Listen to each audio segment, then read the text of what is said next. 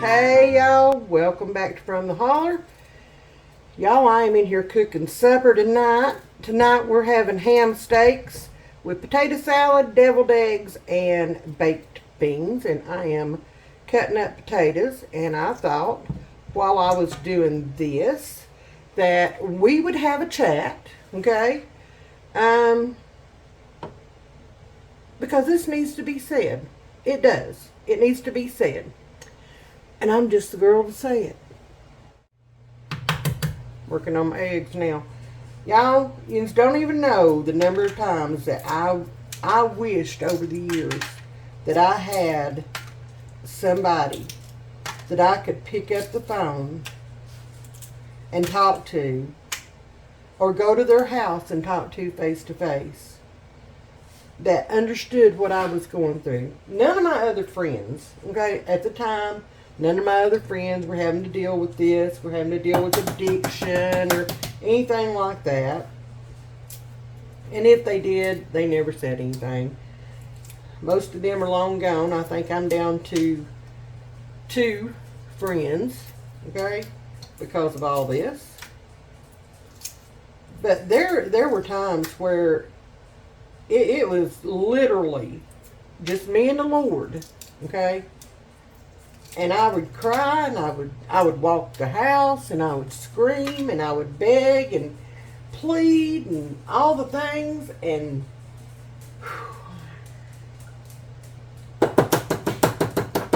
I never felt so alone in my life. And it's not because the good Lord was there, let me tell you, okay? He provided, He took care of me. But I never felt so alone in all my life. I didn't. People started dropping like flies when I came forward and let it be known what was going on. I mean, what other choice did I have? Because we had Aiden, you know. We were raising Aiden. What did they think was going on, you know? I have no clue. But we had Aiden, and I felt like it was time for us to step out, and Paps and I talked about it, and I went for it. I did. Sorry about that, y'all. I went ahead and finished supper up, and I came in here where it's quieter, and the interruptions will not happen in here, I don't think, anyway. Aiden and Paps are working on a project, and it's getting ready to storm. So the power may go out. I don't know. It's been flickering. We'll see. We'll see how far we make it in this, okay?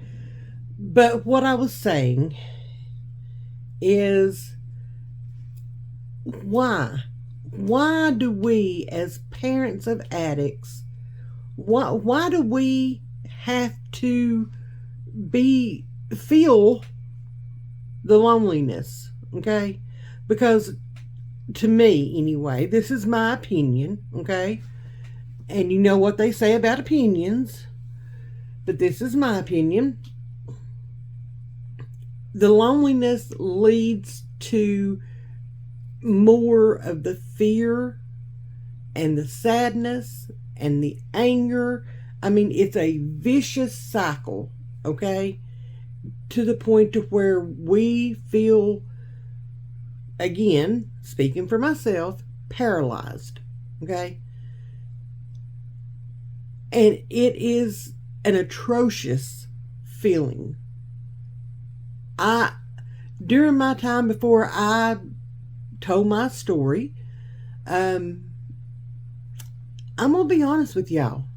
I was in a very dark place, to the point to where it affected my marriage. It affected my relationship with my other children, therefore affecting my relationship with my other grandchildren. It affected relationships with friends. You know, they started dropping off like flies. And, you know, the true friends stuck around. And luckily, I still have them by my side today. And, you know, it just makes things even harder. Okay? It's hard enough to try to go to bed at night and get some sleep, worried that phone call is going to come or that knock on your door is going to come. It's hard enough to live life like that, but to be isolated and to be silent and to suffer in silence, that's so unfair. And I can't understand it. And honestly, it pisses me off. Okay? It does. It pisses me off. Why is being the parent of an addict still, in this day and time, in 2024, why is it still taboo? Why do people feel like they... How do I put this? Because I have to choose my words carefully, okay? Why do people feel like they have any right to judge or to just say the first thing that pops in their mind? It's like there's no filter. There's no filter. And being the parent of an addict is still taboo, and it blows my mind that in this society, in this day and time, in 2024, that addiction is still a taboo subject. Have y'all seen what is going on around not only our country, but around the world? What's being paraded right in front of us and what's being shoved down our throats, but yet they want to choose addiction, and that's their stopping point, and that is where they draw the line, and that is those parents that are dealing with the most, okay? Those are the ones that they want to go after? Are you serious? I can't understand it. I honestly can't understand it. I can't. My son was brought up the same way his siblings were, and he was given every opportunity to succeed as they were. He made the decision to do what he's doing. Okay? Just like I'm sure most of y'all's kids did the same thing. It doesn't matter how you raise your kids. It honestly doesn't matter how you raise them. They're going to do bad all on their own. Okay? They're going to do this no matter how you raise them. No matter how good of a parent you were, how shit of a parent you were. It doesn't matter. They're going to do what they want to do. Some kids from the crappiest parents in the world have really flourished and made something of themselves. Okay? And some of the kids, look at, how do I say this? I'm not going to get political here, okay? So, if this offends you, oh well, but it's the God's honest truth. Look at who's sitting in the White House and what his son is. Okay? Look at that. I have been dealing with this for 14 years. 14. And it didn't take me too long to get told that I was my child's biggest enabler and that I was going to be the one that put him in his grave. And that was the day that I stopped enabling my child. And I suffered in silence, missing my child, hating the drug addict that he had become. I hate him. But I love my child. And I'll never stop loving my child. Never. Never. I don't care how many friends I lose. I don't care if the sun don't shine tomorrow. I don't care. I will love my child forever. You know what? Parents of addicts live difficult enough lives and the added pressure of negativity and judgment and all that BS, that's unwarranted, okay, and it's not needed. If you had a clue about how high our stress levels were, okay, there are times when we have issues sleeping because you're scared, again, of that phone call coming in or the knock on the door. There are times when you don't eat, you can't eat because of the things that's going on, and it just keeps your stomach churning. Like, it eats you from the inside out, okay? There are times when you are so scared for your child, whether you're a part of their life or whether you've shut them out, or it doesn't matter. That's still your kid. That's still your baby, okay? And in my case, he is my baby boy. He's my last one, okay? And no matter what he does, no matter what he says, no matter what he is, I still love him. I still care about what happens to him. I would still give my life for him. Just because he's an addict does not make me love him any less, okay? There's two people inside of him. One is a drug addict. The other is my son. I hate that drug addict. That drug addict is nasty to me. He lies, he steals, he does all the things, okay? And I cannot stand that part. I can't. But I still love my son. He's still in there, okay? I've seen glimpses of him and was starting to see a lot of glimpses of my son there for a little bit. Did you ever stop to think that maybe, just maybe, that was one of the reasons why I was so torn up that day and having a tough time dealing with it? Or maybe it was the fact that I knew that my son had used, and I was scared that he was overdosing, or that if I put him out, he would go in and overdose. That's happened before. It has. It's easy for y'all to sit there and be keyboard warriors and tell me what you would do and what you wouldn't do and blah, blah, blah.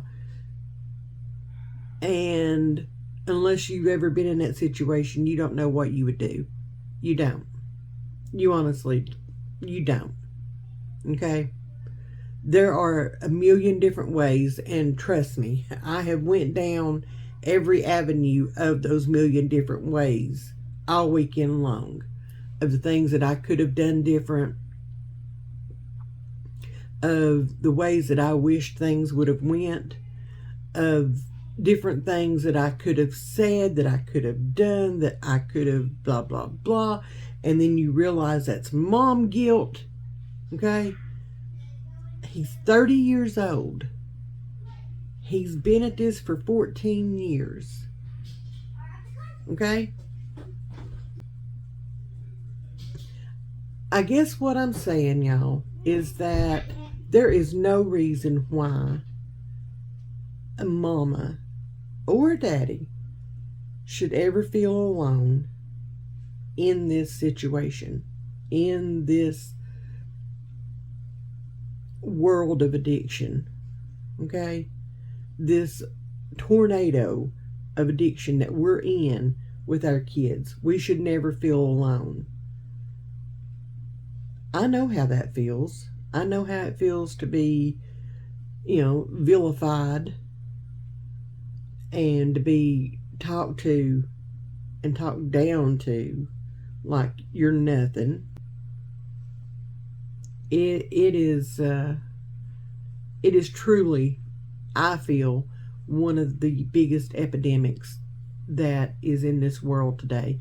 And I mean, I know it is in this country, and I feel like after talking to some of y'all over the weekend, I feel like that it is a worldwide epidemic, and nobody gives a crap. Nobody. And us parents are left on our own to deal with what remnants are left behind. Yeah. And there's no reason for that. None whatsoever. None. So just know that if you are the parent of an addict or a family member of an addict, and you are looking for a way to put your voice out there, and you're looking for a way for somebody to hear you and to care about you and to let you know that it's not your fault. You didn't do anything wrong. You raised your child to the best of your abilities. And y'all, our children can do bad all on their own. They can break our hearts quicker than anything else in this world. Even quicker if they're an addict. That's just the sad truth of the matter. And that is the conclusion that I have come to throughout all of this. Again, I've been dealing with this for 14 years. And I know all of his tricks, all of his lies. He is a very high-functioning addict. Very high-functioning addict. You know, he doesn't get away with anything with me. Nothing. Nothing. Nothing at all. So, if you're looking for that community, I'm right here. Okay? That's why I'm here. That's why this channel is here. For the most part. You know. I want to support. I won't support, and I want to support others that are going through this. Whether you're raising your grandchildren or not. Okay? Parent of an addict, family member of an addict. If you're raising your grandchild, you know, it doesn't matter. I want to be support, and I want to be supported. I'm here for y'all. I'll be an ear for you. I'll be a shoulder for you to cry on. I'll be a sounding board. I'll be whatever I need to be. Okay? Nobody should suffer through this alone. Nobody should feel alone during all this. Because you're not. There are people out there that care about you. They care about your situation. And they want to be there. And they want to help. And I am one of those people. I am. Look, I'm just an old Southern girl, okay?